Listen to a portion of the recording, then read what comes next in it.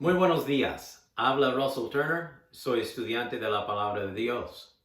Estamos compartiendo una serie de estudios en el libro de Primera de Corintios. El tema de hoy es el culto en la iglesia y cubre capítulos 11 al 14. Vamos a ver varios puntos importantes acerca del orden en el culto de la iglesia. Primero vamos a leer en 1 de Corintios 11, versículo 23 en adelante, hablando de la cena del Señor. Dice Pablo, el apóstol, el que escribió esta carta y la envió a la iglesia en Corinto, pero la escribió bajo la inspiración del Espíritu Santo. Entonces la Biblia es divinamente inspirada por Dios. Y dice la palabra de Dios, 1 de Corintios 11, 23, pues yo les transmito lo que recibí del Señor mismo. La noche en que fue traicionado, el Señor Jesús tomó pan y dio gracias a Dios por ese pan. Luego lo partió en trozos y dijo, esto es mi cuerpo, el cual es entregado por ustedes. Hagan esto en memoria de mí. De la misma manera, tomó en sus manos la copa después de la cena y dijo, esta copa es el nuevo pacto entre Dios y su pueblo, un acuerdo confirmado con mi sangre. Hagan esto en memoria de mí todas las veces que la beban, pues cada vez que coman este pan y beban de esta copa, anuncian la muerte del Señor hasta que Él vuelva. Por lo tanto, cualquiera que coma este pan o beba de esta copa del Señor en forma indigna, es culpable de pecar contra el cuerpo y la sangre del Señor. Por esta razón, cada uno debiera examinarse a sí mismo antes de comer el pan y beber de la copa. Pues si alguno come el pan y bebe de la copa sin honrar el cuerpo de Cristo, come y bebe el juicio de Dios sobre sí mismo. Esa es la razón por la que muchos de ustedes son débiles y están enfermos y algunos incluso han muerto. Si nos examináramos a nosotros mismos, Dios no nos juzgaría de esa manera. Sin embargo, cuando el Señor nos juzga, nos está disciplinando para que no seamos condenados junto con el mundo. Acabo de leer 1 de Corintios 11, del 23 al 32. El apóstol Pablo nos da la explicación sobre este tema, la cena del Señor o la Santa Cena. En esta cena debemos hacer tres miradas. Una mirada atrás, una mirada adelante y una mirada adentro. Primero la mirada hacia atrás. El Señor dice, hagan esto en memoria de mí. Debemos de recordar la muerte y el derramamiento de la sangre de Jesús en la cruz de Calvario cuando celebramos esta cena tan solemne y santa. La cena es una memoria, es un recordatorio de la muerte de Jesucristo en la cruz del Calvario para salvarnos de nuestros pecados. Es un tiempo para darle gracias a Dios por el gran sacrificio que Jesús hizo a favor nuestro. No habría salvación si no fuera por el sacrificio de Jesucristo en la cruz del Calvario. Por eso nosotros miramos hacia atrás. En el día de hoy estamos hablando de hace 2000 años aproximadamente cuando Cristo murió en la cruz. También hacemos una mirada adelante, o sea, a la venida del Señor Jesús. Porque Jesús dice, hagan esto en memoria de mí todas las veces que la beban o la comen, pues hasta que el Señor venga o vuelva. Jesús resucitó el tercer día después de su muerte. Había sido sepultado por 3 días en la tumba, pero gracias a Dios es una tumba vacía porque Cristo vive para siempre. Por 40 días Jesús estuvo en tierra, en su cuerpo glorificado, enseñando a sus discípulos antes de ascender al cielo. Al final de estos 40 días, con sus discípulos, él fue al monte de los olivos y de este punto Él les dio la gran comisión de llevar el evangelio a toda persona en el mundo. Y luego empezó a subir, a ascender al cielo hasta que fuera tomado fuera de la vista de los discípulos. Luego 2 ángeles vinieron y dijeron: hombres de Galilea, discípulos de Jesús, ustedes que están mirando a este Jesús que acaba de subir al cielo, así vendrá otra vez tal como se ha ido. Y esta es la promesa que estamos esperando que se cumpla, la venida del Señor Jesucristo. Cada vez que celebramos la cena del Señor, debemos de recordar que hoy podría ser el día que Cristo venga. No tenemos o no sabemos el día ni la hora cuando Cristo vendrá, pero podría ser en cualquier momento. Es un recordatorio de que Cristo vendrá para llevarnos a su presencia en el cielo.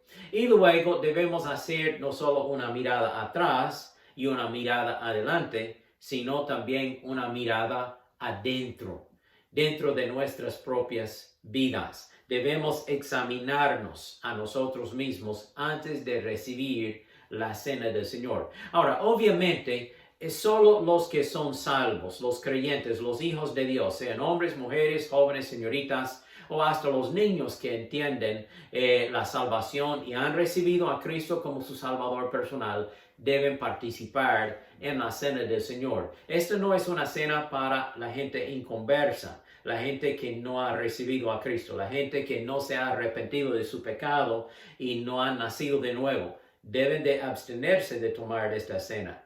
Sin embargo, como creyentes, debemos también hacer una examinación para ver si hay pecado no confesado en nuestras vidas, porque no somos perfectos.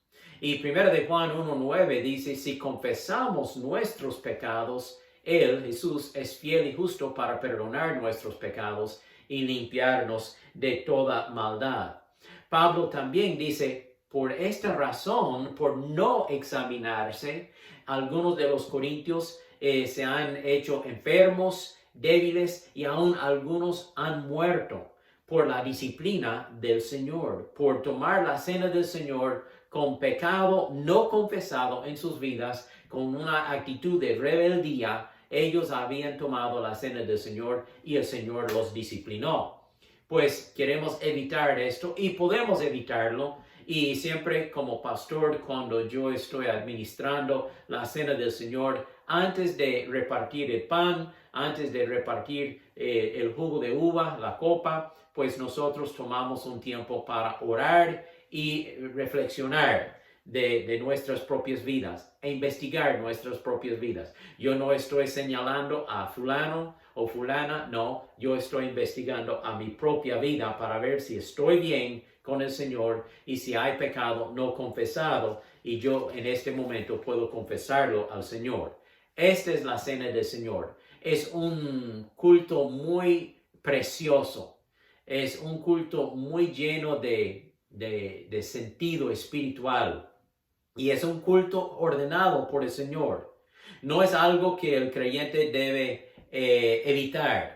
No debe tener la actitud del creyente: bueno, hoy celebran la cena del Señor, yo no voy al culto. No, eso sería un pecado, porque el Señor nos ha ordenado participar en la cena del Señor hasta que Él venga. Pero venga y participe con corazón limpio y preparado para recibir bendición de Dios.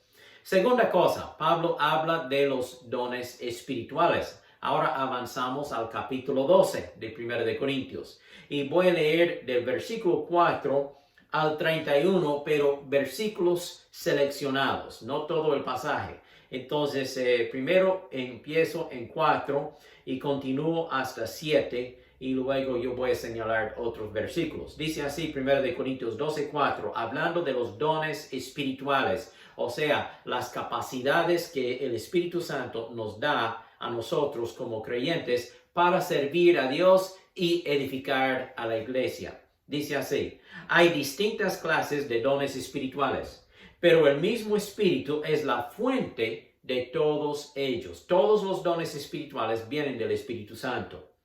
Hay distintas formas de servir, pero todos servimos al mismo Señor. Todos los dones tienen un solo propósito de servicio al Señor Jesucristo. Dios trabaja de maneras diferentes, pero es el mismo Dios quien hace la obra en todos nosotros. Cada uno tiene su don espiritual. Siendo creyente, el Espíritu Santo nos regala un don espiritual, pero nosotros trabajamos de maneras diferentes. Y vamos a hablar más de esto en un momento. Voy a darle unos ejemplos. Pero es Dios que obra en nosotros, que actúa en nuestras vidas para la gloria de Él. Dice versículo 7, a cada uno de nosotros se nos da un don espiritual para que nos ayudemos mutuamente uno al otro en la iglesia, en el cuerpo de Cristo. Versículo 11, es el mismo y único Espíritu quien distribuye todos esos dones. Solamente Él decide qué don cada uno debe tener. No es el creyente que va a Dios diciendo, Dios, yo escojo este don, dámelo.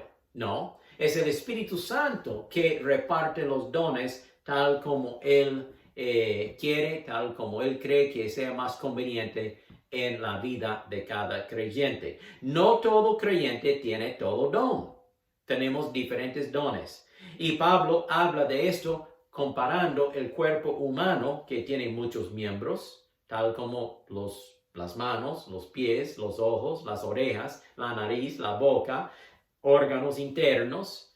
El cuerpo es uno, pero se compone de muchos miembros. Dice versículo 12, el cuerpo humano tiene muchas partes, pero las muchas partes forman un cuerpo entero. Lo mismo sucede con el cuerpo de Cristo, o sea, la iglesia. Todos fuimos bautizados en un solo cuerpo por un mismo espíritu y todos compartimos el mismo espíritu. Cada creyente, yo, usted, cada creyente tenemos el mismo espíritu morando en nuestras vidas, el Espíritu Santo. Dice versículo 18, pero nuestro cuerpo tiene muchas partes y Dios ha puesto cada parte justo donde Él quiere. Versículo 19, qué extraño sería el cuerpo si tuviera solo una parte. O sea, si todo el cuerpo fuera solo un ojo, o solo una boca, o una mano.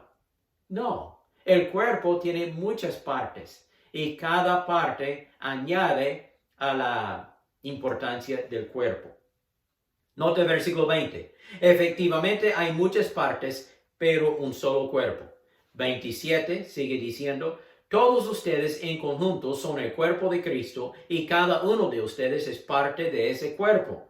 Versículo 31. Por lo tanto, ustedes deberían desear los dones que son de más ayuda. Bueno, hablemos de esto. La iglesia de Jesucristo es un cuerpo. Cada creyente es un miembro de este cuerpo. Tal como el cuerpo humano tiene muchos miembros, como las manos, los pies, los ojos, las orejas, la nariz, los órganos internos, así la iglesia tiene muchos miembros y cada uno tiene su propio don. Cada miembro de la iglesia tiene su propia capacidad espiritual para servir a Dios. El Espíritu Santo reparte los dones espirituales tal como Él quiere. Usted y yo no escogemos nuestros dones. Dios es el que decide cuál don cada uno debe tener. Hay dones de hablar, hay dones de administrar, hay dones de servir, hay dones de ayudar a otros.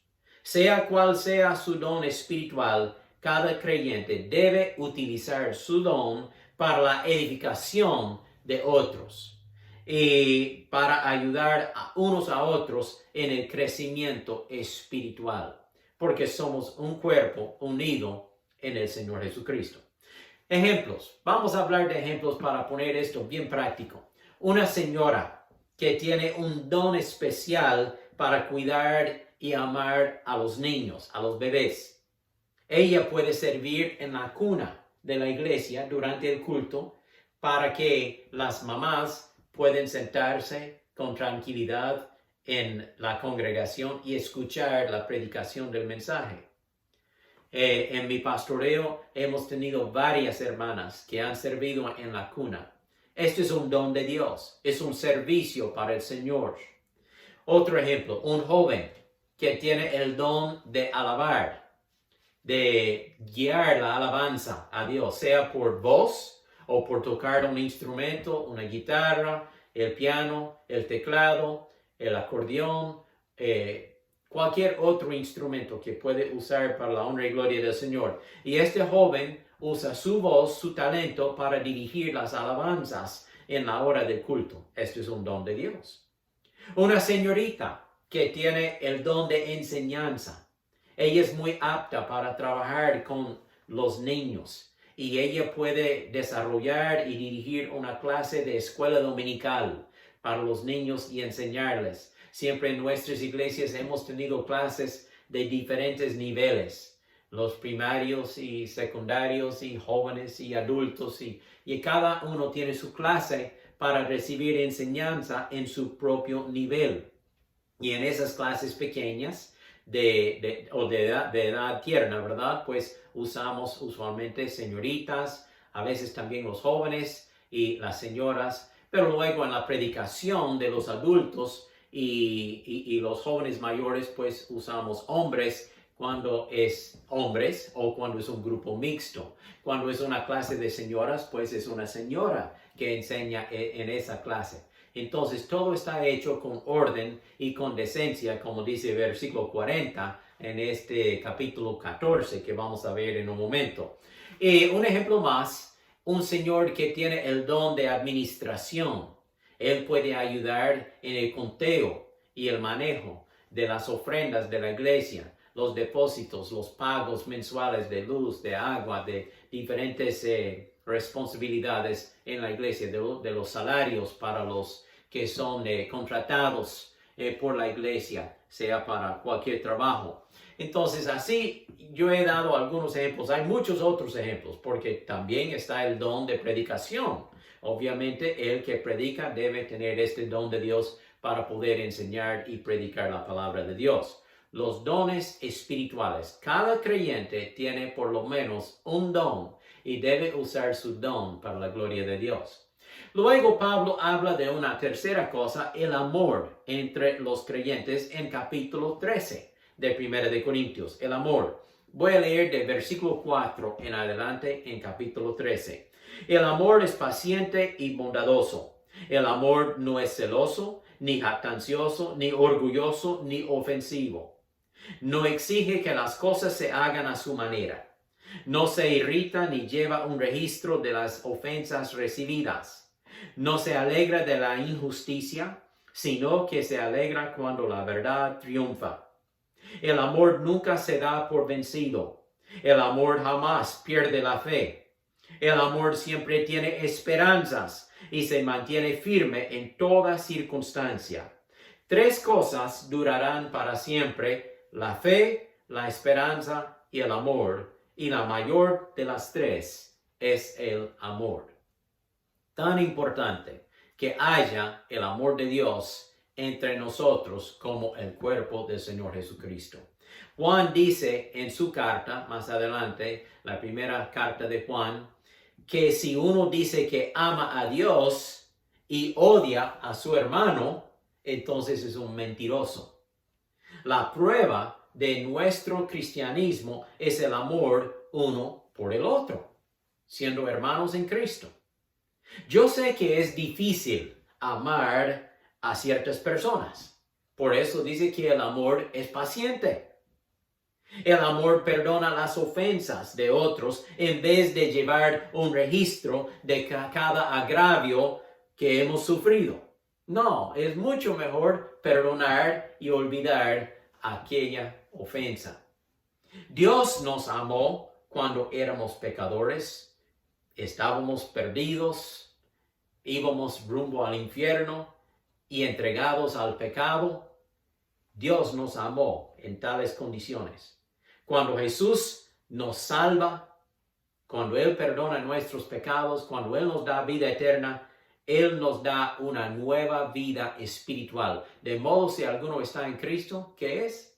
Nueva criatura. el amor de Dios entra a nuestras vidas y podemos conocer y disfrutar y exhibir este mismo amor que Dios tiene para con nosotros.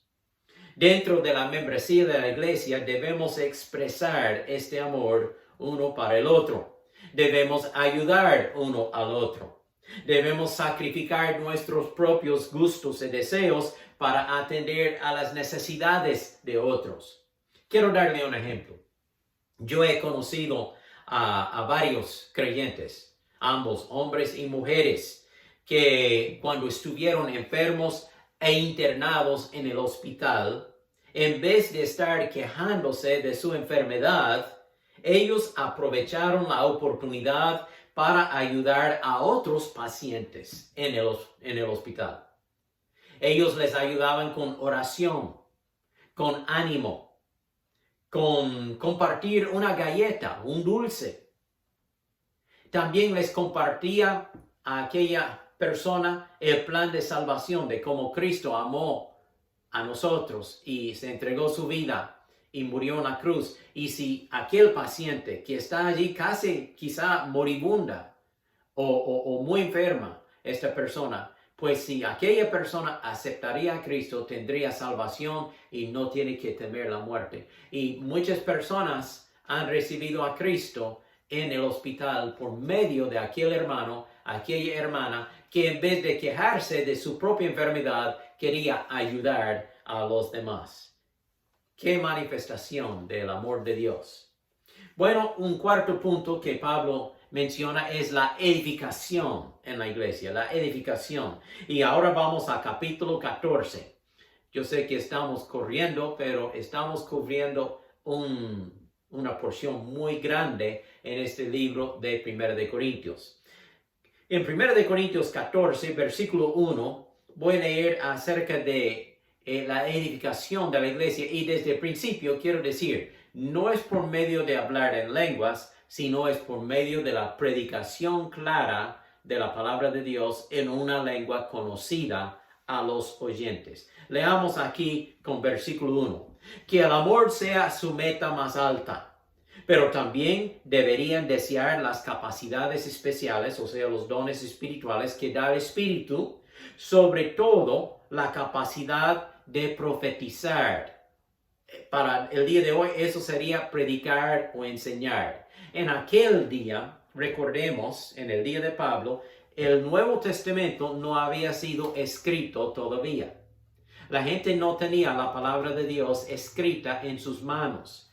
Por lo tanto, Dios se manifestaba por medio de la profecía. La gente recibía profecía de Dios para compartir en el culto de la iglesia. Siempre la profecía estaba de acuerdo con lo que había sido escrito ya de la palabra de Dios. Pero Pablo en estos años está escribiendo el Nuevo Testamento. Y Santiago, y Juan, y Pedro, y los otros apóstoles y escritores están escribiendo estos libros. Por lo tanto, Dios utilizaba lo que se llamaba la profecía. Hoy día, ya que tenemos la palabra de Dios completa, es escrita, está en nuestras manos, podemos leerla y estudiarla, pues nosotros nos dedicamos a la predicación y la enseñanza de la escrita palabra de Dios. Yo no practico la profecía, digamos, de una revelación extraña que me viene a mí. No, sino que yo leo la palabra de Dios, yo recibo enseñanza de la palabra de Dios y yo predico la palabra de Dios. Por eso yo quiero aclarar esto aquí en versículo 1, sobre toda la capacidad de profetizar, que sería para hoy día predicación, enseñanza. Versículo 2. Pues si alguien tiene la capacidad de hablar en lenguas, le hablará solamente a Dios, dado que la gente no podrá entenderle. Hablará por el poder del Espíritu, pero todo será un misterio. En cambio, el que profetiza o predica fortalece a otros, los anima y los consuela. La persona que habla en lenguas se fortalece a sí misma, pero el que dice una palabra de profecía fortalece a toda la iglesia. ¿Vea la diferencia? El que habla en lenguas quizá se fortalece a sí mismo, pero el que predica la palabra fortalece a los demás. Seguimos leyendo versículo 5. Yo desearía que todos pudieran hablar en lenguas, pero más aún me gustaría que todos pudieran profetizar, o sea, enseñar la palabra, predicar la palabra. Pues la profecía es superior que hablar en lenguas, a menos que alguien interprete lo que se dice para que toda la iglesia se fortalezca. En mi ministerio a veces tenemos un pastor visitante. Y como yo trabajo en el mundo hispano, pues quizá aquel pastor visitante habla solo en inglés, no habla español. Bueno, ¿para qué serviría que él se parara en el púlpito para predicar un sermón en inglés, cuando los oyentes solo entienden español? No tendría sentido. Por eso tenemos un intérprete, ¿verdad? Un traductor. Uno que puede pararse al lado de aquel pastor y él va predicando frase por frase su mensaje, pero a cada rato para que el traductor pueda traducir, interpretar aquel mensaje que está dando en inglés, y obviamente el traductor habla tanto el inglés como el español para que los oyentes puedan entender lo que el predicador está diciendo. Versículo 6 dice: amados hermanos, si yo fuera a visitarlos y les hablara en un idioma desconocido, ¿de qué les serviría a ustedes? En cambio, si les llevo una revelación, o un conocimiento especial, o una profecía, o una enseñanza, una predicación, eso sí les sería de mucha ayuda. Hay muchos idiomas diferentes en el mundo y cada uno tiene significado. Pero si no entiendo un idioma, soy un extranjero para el que lo habla, y el que lo habla es un extranjero para mí. Sí, hay muchas lenguas en el mundo y cada uno tiene su significado. Pero solo aquel grupo de personas que habla tal lengua puede entender tal lengua. Por eso Pablo dice: si yo llego y hablo en otra lengua extraña que la gente, los oyentes no entienden, ¿de qué sirve? No tiene sentido.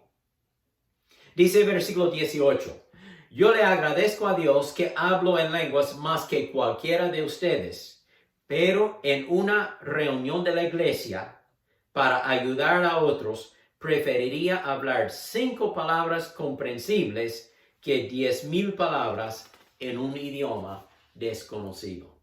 Yo creo que la palabra de Dios es muy clara en la importancia de la edificación en la iglesia. No es un show, no es un espectáculo para pararse y hablar en una lengua desconocida. No, el culto es para predicar y enseñar y explicar la palabra de Dios para que la gente pueda ser edificada y alimentada espiritualmente. La edificación no viene por medio de las lenguas, sino por medio de la predicación de la palabra y la enseñanza de ella en un idioma conocida por los oyentes. El que habla en lenguas no edifica a los demás, y Dios quiere que el tiempo del culto sea un tiempo de edificación para todos, porque somos un cuerpo, sea por la música, sea por la enseñanza, sea por la lectura de la palabra de Dios, o sea por la predicación de la palabra. Toda parte del culto debe hacerse con el fin de edificar al oyente. La edificación ayuda a cada creyente en su vida cristiana. Edificar significa levantar o construir. El propósito deseado en cada culto es que el oyente sea edificado en su vida y que salga con alimento espiritual para vivir la vida cristiana durante esa semana y enfrentar las tentaciones y ataques del diablo con victoria contra él por medio de este alimento que había recibido en el culto de la iglesia. La edificación tiene sentido. La edificación ayuda a la iglesia. La edificación viene por medio de la enseñanza y la predicación de la palabra de Dios. Muchas veces en mi propia vida yo he salido después de un culto de la iglesia y he dicho a mi esposa, qué bendición ha sido estar en la iglesia en esta noche. El mensaje o la enseñanza fue de mucha edificación para mi vida. Aprendí mucho en la palabra de Dios. Recibí mucha bendición de esta predicación, de esta enseñanza. Sin embargo, en otras ocasiones yo he salido de una iglesia muy afligido, muy apagado en espíritu, porque había mucho desorden en el culto. La gente que participaba en el culto se notaba que ellos actuaban con una actitud de orgullo, de autoestima. No estaban allí para glorificar a Dios, sino para glorificarse a sí mismos.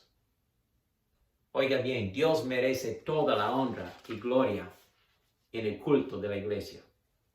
Bueno, llegamos al último punto de este estudio y es el orden en el culto. El orden en el culto. Y siempre en capítulo 14 de 1 de Corintios vamos a leer del versículo 26 en adelante. Algunos versículos seleccionados los voy a mencionar. 26. Ahora bien, mis hermanos, hagamos un resumen.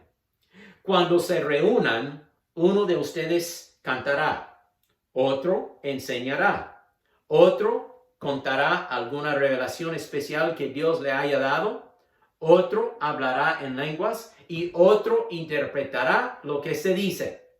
Pero cada cosa que se haga debe fortalecer a cada uno de ustedes. Cada cosa que se haga debe fortalecer, debe edificar. Veamos versículo 33. Pues Dios no es Dios de desorden, sino de paz, como en todas las reuniones del pueblo santo de Dios. Y versículo 40, para concluir, pero asegúrense de que todo se haga de forma apropiada y con orden. Algunas iglesias llevan mal testimonio por los escándalos que levantan en sus cultos. Estoy hablando de hoy día. Hay iglesias que llevan mal testimonio por la bulla, el escándalo que hacen en el vecindario. Hasta los vecinos han llamado a la policía para que venga y calle a aquella iglesia de tanta bulla que están haciendo. Para mí, yo digo, qué mal testimonio es esto. Esto nunca ha pasado en una iglesia donde yo he sido pastor. Nosotros sí, alabamos a Dios. Nosotros cantamos himnos y alabanzas y coros al Señor. Nosotros leemos la palabra de Dios en voz alta. Nosotros predicamos la palabra de Dios, pero no lo hacemos de tal forma que cause un escándalo tan bullicio, ¿verdad? Tan lleno de ruido que los vecinos hagan quejas. Nunca, jamás. Dios no es el autor de desorden, sino de paz. Dios quiere que hagamos todo decentemente, en forma apropiada, con orden.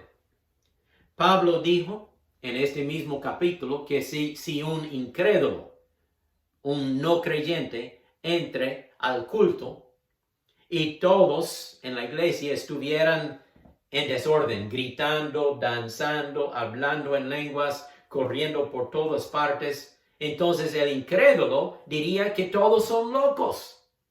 Y saldría del culto sin escuchar el mensaje de la salvación. Hermanos, seamos una luz en este mundo. Somos la sal de la tierra. Tengamos un testimonio brillante para la gloria del Señor Jesucristo. En nuestros cultos cantamos alabanzas a Dios. Ofrecemos oración a Dios. Leemos una porción de lectura de la palabra de Dios. Y predicamos un mensaje de la palabra de Dios. ¿Y cuál ha sido el resultado? Muchísimas personas han respondido a la invitación de aceptar a Jesucristo como su Salvador. Otros se han bautizado para ser parte de la membresía de la iglesia. Otros han recibido bendición y alimento espiritual en sus vidas. Y han salido a servir al Señor con sus vidas también durante la semana, en su trabajo, en la escuela, en el colegio, en el vecindario. Así es el resultado de un culto que tiene orden. Que Dios nos ayude a levantar iglesias bíblicas, alegres, ordenadas, evangelísticas, pero sobre todo, iglesias que quieren honrar y glorificar al Señor Jesucristo. Oremos. Padre Celestial, te damos gracias por la enseñanza que el apóstol Pablo nos da en esta carta de 1 de Corintios. Hemos tratado de explicar con claridad lo que tú nos estás enseñando en este pasaje. Señor, que tú seas glorificado en nuestras vidas, en nuestras iglesias. Que nosotros, cada uno, pueda llevar un testimonio limpio, brillante, sin tacha, sin mancha, delante de un mundo que necesita a Cristo. Señor, hay muchas personas allí afuera que necesitan escuchar las buenas nuevas de salvación. Ayúdanos a llevar este mensaje con claridad para la honra y gloria del Señor Jesucristo. Amén. Gracias por acompañarnos en este estudio. Le invito a compartir este estudio con otros en su teléfono, su iPad, su computadora. Y nosotros continuaremos en el estudio de 1 de Corintios. Actualmente nos faltan 2. Capítulo 15, la resurrección, y luego capítulo 16, la ofrenda en la iglesia. Que tengan muy buen día. Que Dios les bendiga.